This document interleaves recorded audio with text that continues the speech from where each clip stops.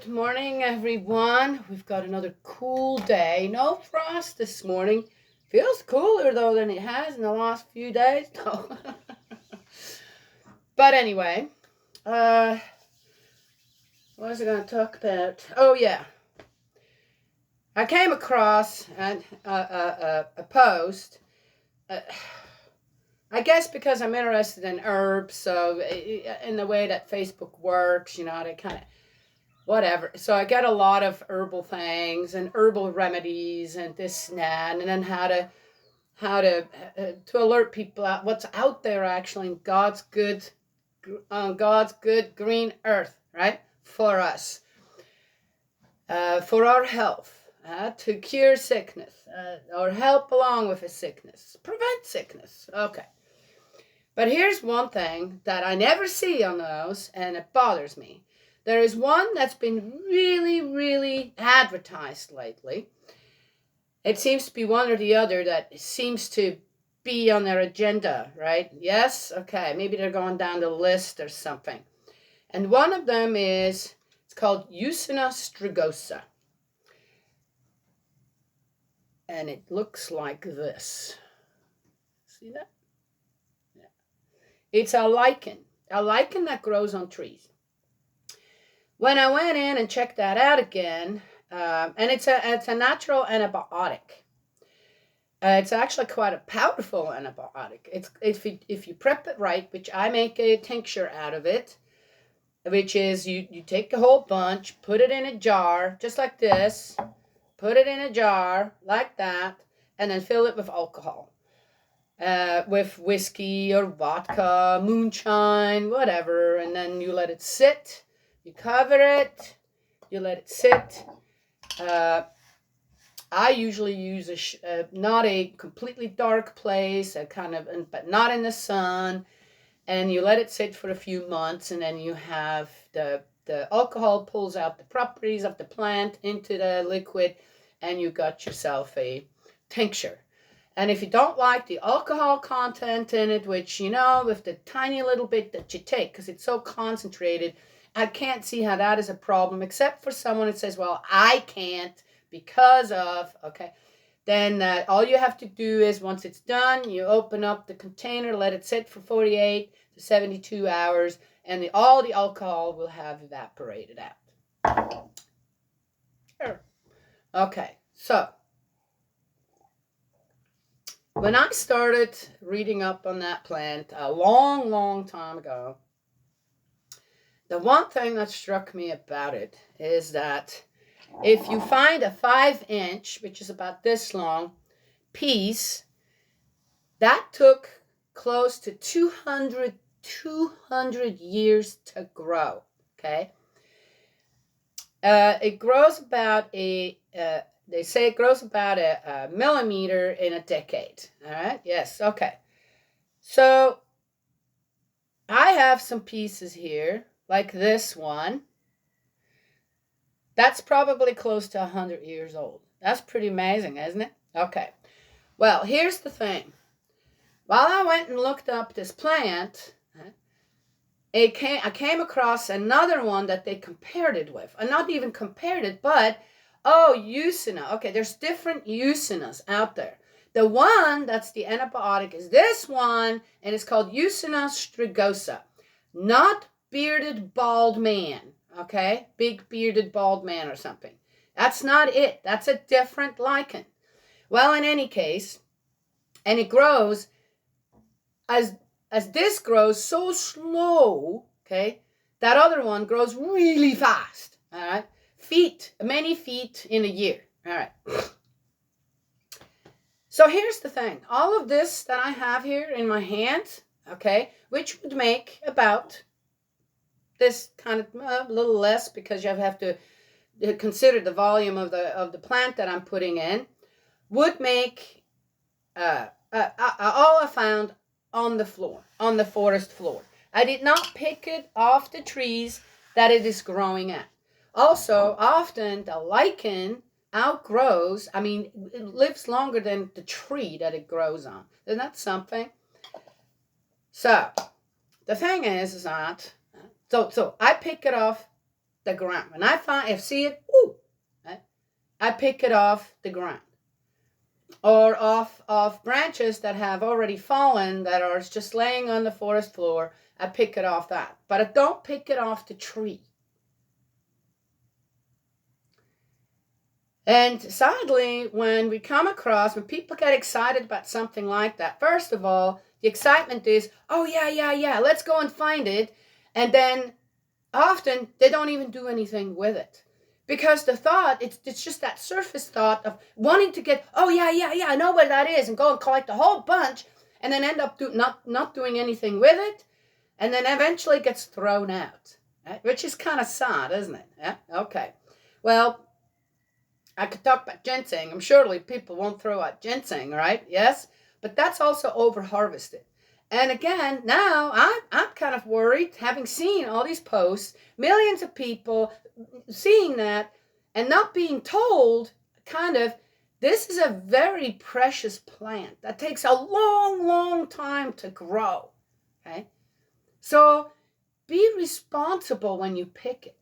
And again, don't pick it from the tree unless you can tell that the tree's covered in it, right? Then just take a little bit, just as much as you need, because you can always go back to that tree and get a little more once you're done taking what you've been taking, okay? Or getting close to the end, say, well, I need some more, make a little more, and make small quantities, right? Yes? Yeah? Okay, right? Yes? All right. So, that's what you don't see on these posts, right? When you go out, then you start gathering. First of all, be ready at home with already what you want to make out of it, okay? Then go find, then start collecting it. Like I do, for example, this wasn't just in one day, okay?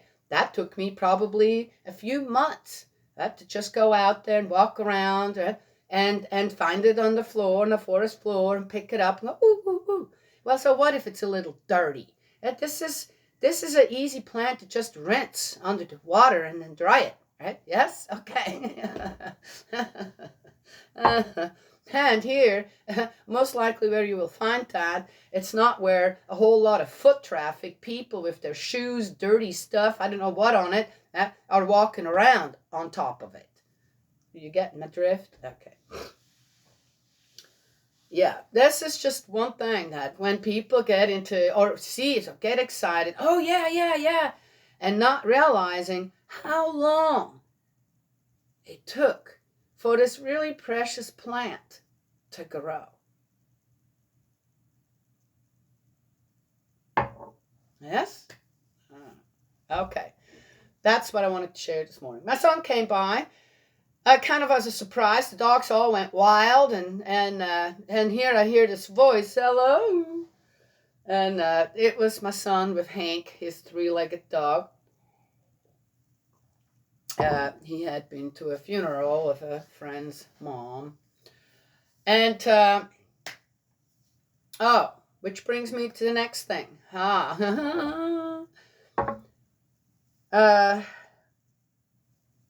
The sad story there is that the mom had cancer and went through all the treatments, this and that, and was cancer-free. But her immune system was completely shot. The immune system, she had no immune system anymore, basically. And she caught pneumonia. It wasn't the cancer that killed her. It wasn't the cancer that took her life. It this way. So, if you have to go through chemo, radiation, and all that, then read up on what's good to boost your immune system. That when you're done with the treatments and the treatments are working in your system, that you replenish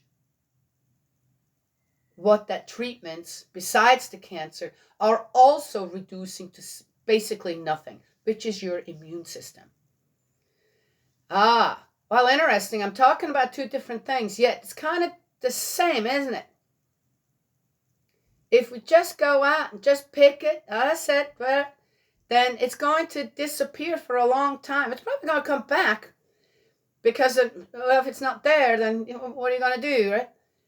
But it's going to take a long time for it to come back. Or it could. Maybe it could just disappear. Yep, get extinct. If we're not careful, if we're not conservative on how we pick this. Yes?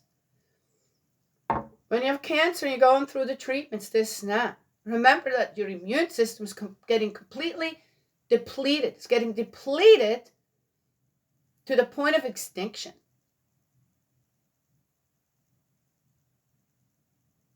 So, yes, we have an amazing plant here, and I think one can get this plant, otherwise it's becoming a more well-known plant. This is a plant that you can grow in crops. It does kind of grow in crops here in different places, and it's called perilla.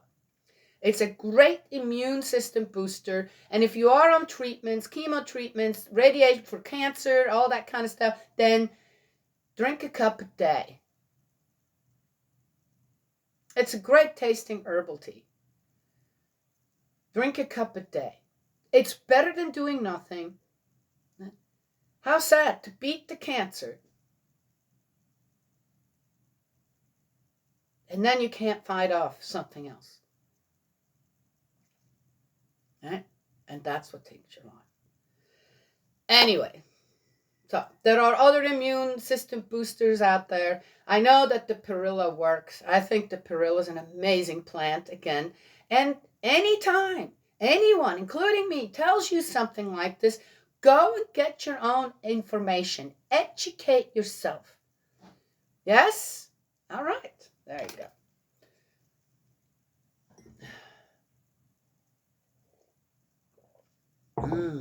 And as far as I know, perilla doesn't interfere with any kind of medication. It's not like grapefruit, right? A grapefruit. So, okay, said that. Okay, all right. Oh, my son. So my son, well, let's get going. If I remember it, my son was here. Wonderful short visit. I'm so happy he came by here. He could have just come and gone. It's a long drive for him, but he came by here. Yes, yeah. Fixed him a plate of food. Oh, he was so happy with that. Then a cup of coffee so he could drive all the way back home because he had to go to work. Okay. We are in 2nd Book of Kings 22. Josiah and the Religious Reform. Oh, that sounds interesting. Introduction to the reign of Josiah, 640 to 609. Wow, that's a long reign. Oh, he was 8. Josiah was 8 years old when he came to the throne, and he reigned for 31 years in Jerusalem. Oh, yeah. 31. Well, 31 years. His mother's name was, but that made him only third. If he reigned for 31 years and he was 8 years old, that makes him 39.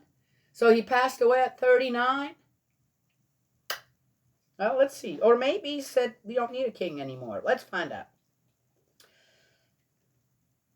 For 31 years in Jerusalem. His mother's name was Jedidah, daughter of Adiah of Butzkot.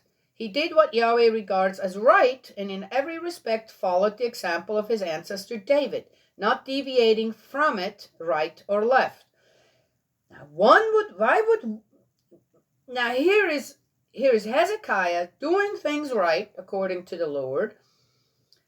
His son is not doing right according to the Lord. Actually, one of the cruelest. Okay.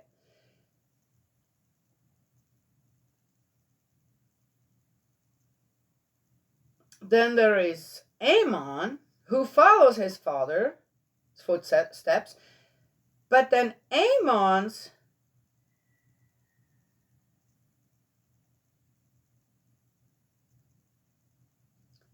son, looks like,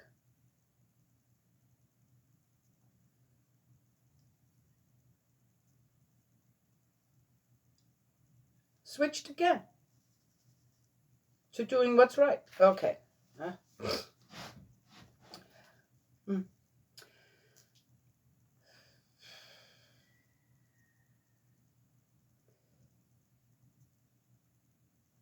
I read that already. He did what Yahweh regards as right, and in every respect followed the example of his ancestor David, not deviating from it to right or left. Wow.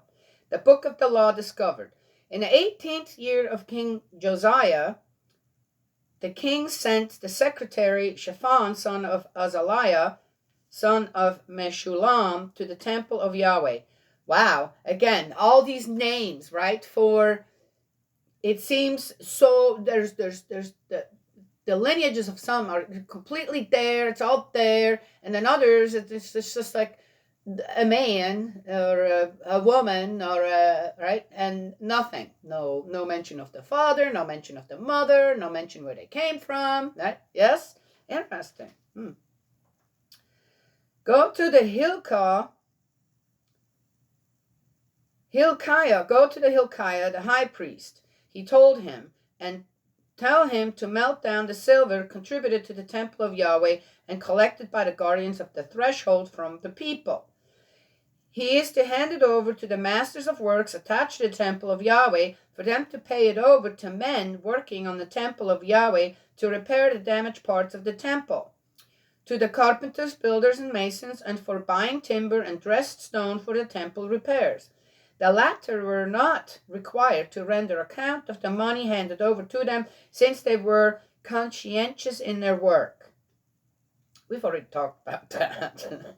The high priest Hilkiah said to Shaphan, the secretary, I have found the book of the law in the temple of Yahweh. And Hilkiah gave the book to Shaphan, who read it. Shaphan, the secretary, went to the king, reporting furthermore to him as follows. Your servants have melted down the silver which was in the temple and have handed it over to the masters of works attached to the temple of Yahweh. Then Shaphan, the secretary, informed the king, the priest Hilkiah has given me a book, and Shaphan read it aloud in the king's presence. Interesting, right? Again, I'm going, what's the use of fixing up that temple again? I mean, what is that? God's all over the place. Okay, all right. It's something to remember, something to keep the people straight, somewhere to go. Okay, also if it rains and it's cold and it snows, which I don't know if it snows there or not. Okay, got it. But while doing that, while being inspired to do that, they found something, a book. Now let's see what kind of book it was. So that would be the important part in all this, right? The prophetess, whoops. Oh, I think we had a women prophet before. The prophetess Huldah consulted. On hearing the words of the book of the law, he tore his clothes.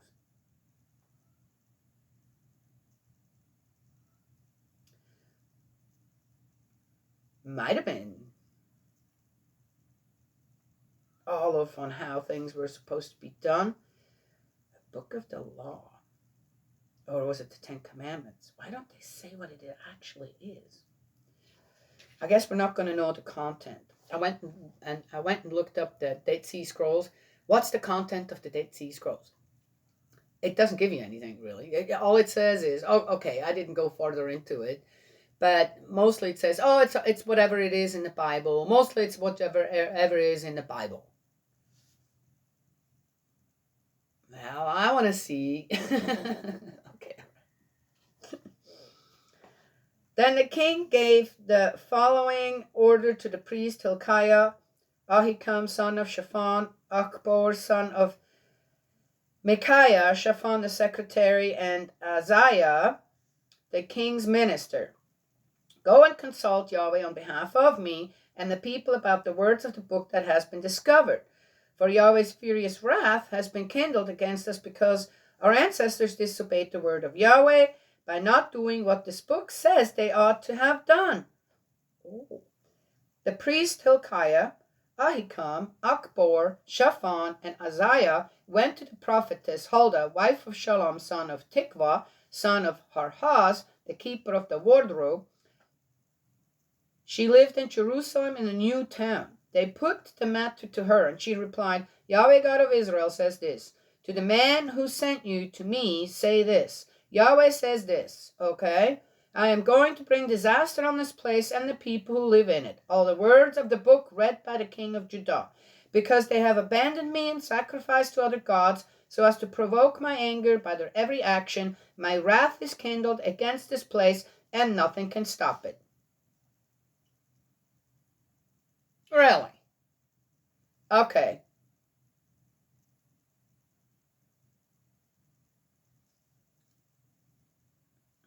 Now, due to the fact that Josiah wanted to fix the temple where it had been destroyed, where, and repairs needed, they found the book. Well, interesting enough, what? They didn't know where it was? They found the book of law. And I must assume that if we were to go way back to Moses and Aaron, where God gave all these instructions on how to do things and how to deal with the problems of the people, to become a united people under God, all that stuff, this and that, okay? Why I didn't know where it was? They've been doing things so differently for so long. They didn't even know that book existed anymore. Well, it sounds like they found it while they were, restoring the temple. So it's still around. Somebody must have kept it, trying to keep it safe. Yes? Now here they find it. Okay, we need a little more. Already kind of not understanding the language, not understanding on how things are actually done. So, okay, well, is this really? So sounds to me like they really are trying to find out, is this really the book of law? Is this now what we're supposed to do under the guidance of God? So here they go to this woman, and she says what? Instead of, let's have a good look at this book. She's doing what? I'm not getting this. Anyway. Which also, right? Yes? It is sad when people are so far removed, right, from the heart of God, though He's what? We're created in His image. Right? The origin of God's love, heart, all, right? His consciousness is within us. It's there. How deep is that buried? In so many people. That we don't communicate directly with God. That's it. If you're honest with yourself, if you let your conscience speak, know what is right and wrong, and it ain't that hard to figure out what's right and what's wrong. No matter the excuses that people make out there about what that is, we know if you really, truly, right,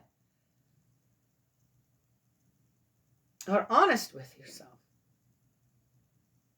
then it shouldn't be so hard when something comes along. Say, Father, what should I do? Again, like with the phone call, right? Phone calls. I felt like they're harassing me, and Father, tell them. And I thought, wait a minute. Father, what should I do? Pray with them. Oh, that sounds. I've been doing that. 2 phone calls in 3 days that I picked up that I was here for. Yesterday? Okay, it was Sunday. Let's see how it goes today. Yesterday, Sunday? Usually no different than another weekday, but maybe, none. I think I got 1 phone call yesterday. And in a way, I find that so sad. Well, problem taken care of, right? I'm not being harassed anymore. But the thing is,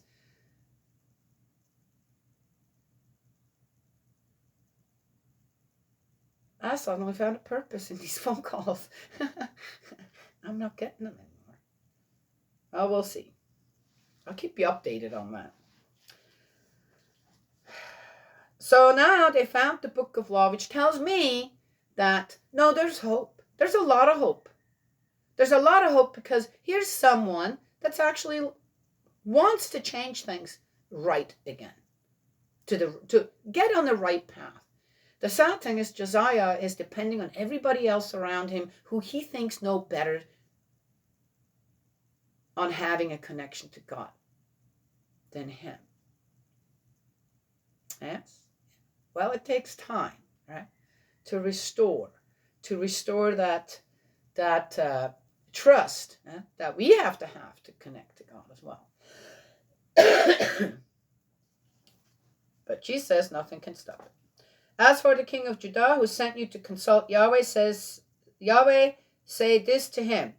As regards the words you have heard, but since your heart has been touched, and you have humbled yourself before Yahweh on hearing what I have decreed against this place and the people who live in it, how they will become an object of horror and cursing, and have torn your clothes and wept before me, I too have heard. Yahweh says this. So look, when I gather you to your ancestors, you will be gathered into your grave in peace.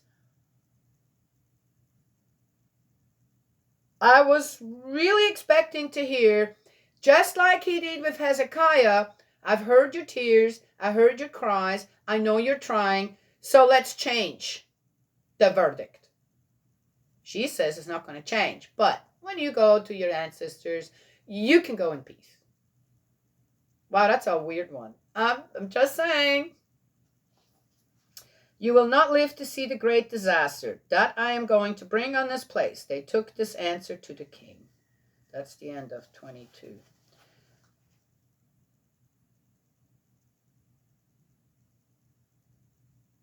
I wonder after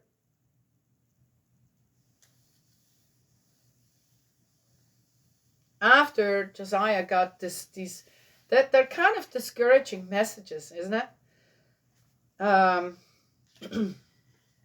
And it seems to me that Josiah is really cares about his people. Here seems to be someone that does care about the people. And in a way he knows, I got to care about God first. Yes?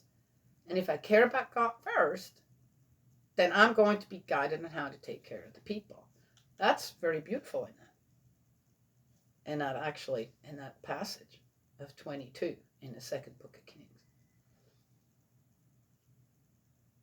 And how is God depicted again?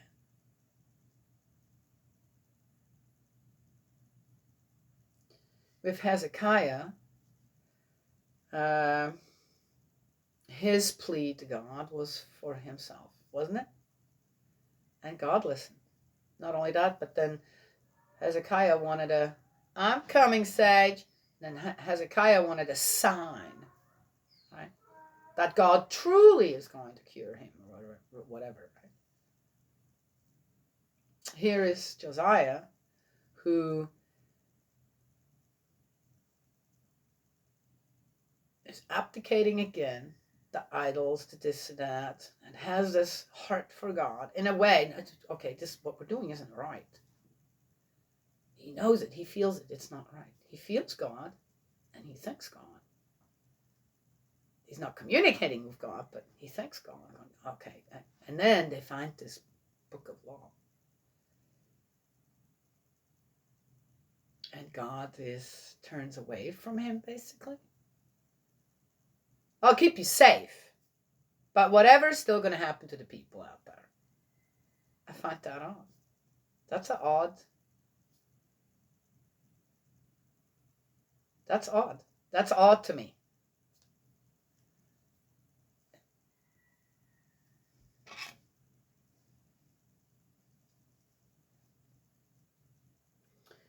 If one is out there promoting violence in any form, I don't care if you think it's right or wrong, and the right way or the wrong way or whatever, and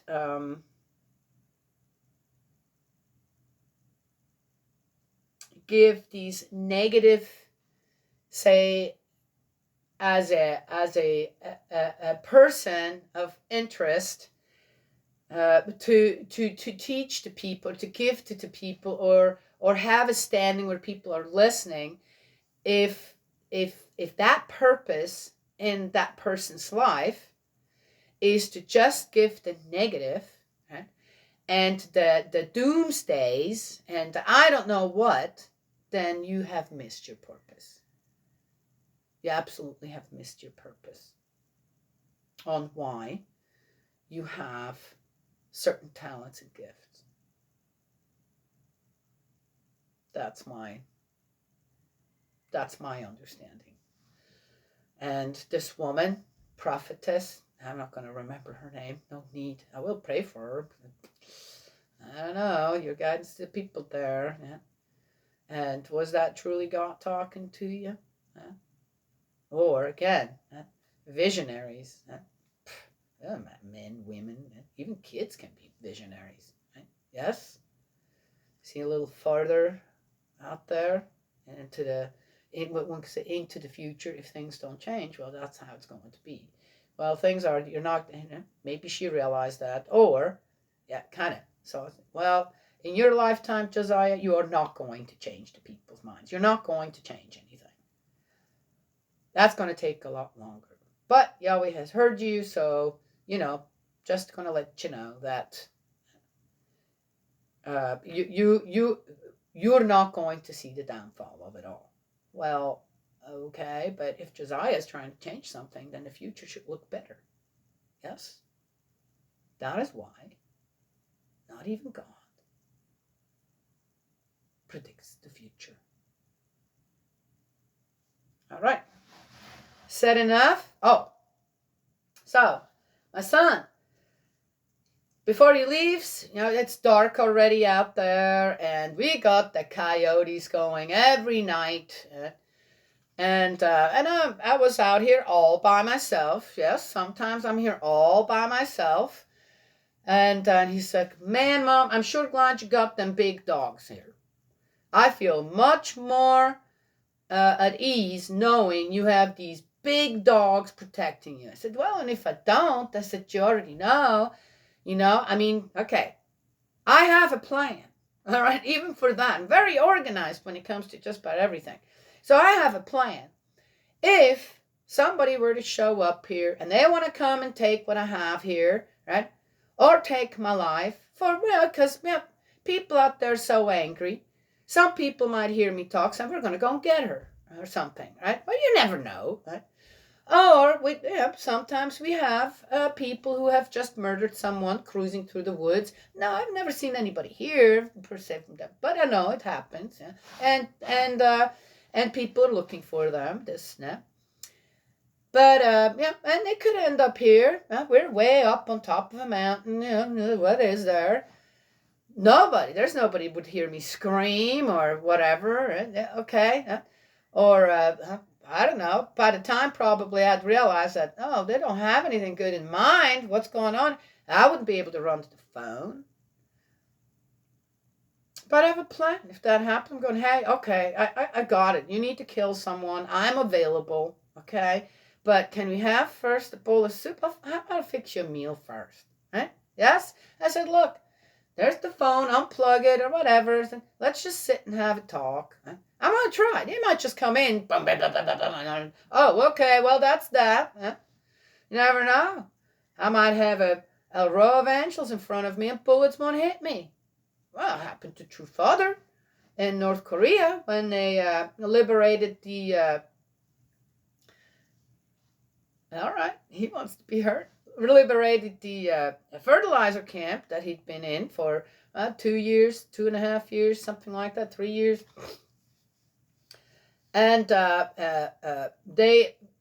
when the North Koreans realized that all these people that were coming in, the Russians and the Americans, to liberate, to free them, they started at the first cell and started to shoot everyone. And True Father happened to just be, I don't know, in the last one, second to last one. And by the time they got to just about there, the soldiers suddenly threw their guns down or whatever, whoever was taking care of them people or abusing them people, and they ran off, okay? And the bullets started whizzing. So Father went outside, True Father went outside, and he stood in the middle of the yard there and said, everybody gather around me. I'm telling you, you will not be killed if you stick with me. Can you imagine being in the middle of of two sides fighting, and the bullets are flying around you, this and that. And here says this guy said, come on, stand in the middle here, right? Stand here with me. God's going to protect us. I'm telling you. And some did. And some did, and they couldn't take it. Right? Got really scared, which is understandable. Come on. And ran off and would get killed. But everyone that stayed with True Father survived. That's what I was told. Yes? It's a great story. Well, I have never heard anybody say anything to the contrary to what happened there. And I must believe that True Father wouldn't lie about something like that. I've heard other stories like that in Switzerland, where also this woman that had a great connection to spirit world now, that helped a lot of people. They, for one reason or another, they wanted the police trying to get into her house or something, and probably poor, right?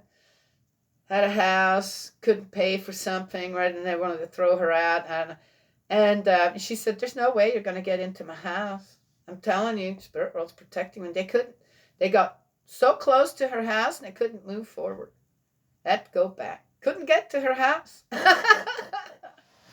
Well, anyway, so True Father's story isn't the only one. Yes, kind of in a similar way, where one's protected by spirit world, by our Father in heaven, our parental God. If the bullets would, well, as I said, somebody could come in a truck and go, "Oh, look who he is." They get out with guns and start shooting. Right? How? Oh, my plan with the soup now suddenly doesn't work. Right? I could make a sign and say, "Hey, let's eat first." Right? Yes? Okay. Oh, is that funny? I'm not going to worry about something that hasn't happened. May never happen. And when it does, I'll be prepared for whatever. Either to witness, try to witness, feed them, then, okay. Or be prepared for death, to pass, to spirit world. Yes? In the meantime, though, I'm going to enjoy every day here. Beautiful day.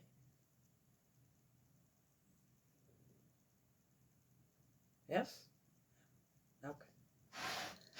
That goes for many other things as well, right? Yes?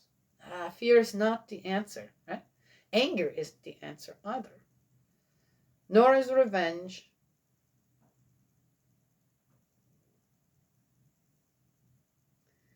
Or any of that. Yes?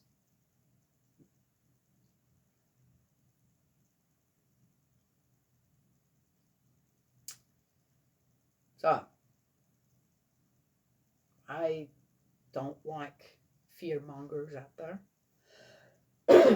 I don't particularly like people who continuously predict doomsdays.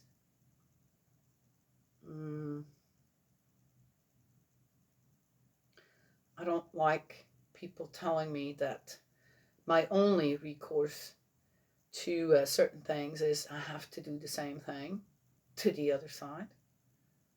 I don't like that. I have to love everyone, learn to love everyone, regardless, which to me that means find that kernel of compassion for the even worst evil person out there, capable of unspeakable things. But I don't have to like them. I don't have to like it.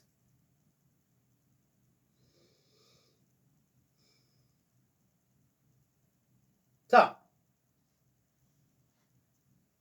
since I have to learn to love them, we're going to have to find ways to show love. Yes? Okay. All right. There we go. That's it. Good ending. God's love and blessings always. Got to go to the barn. May he protect you. And I will talk to y'all another time.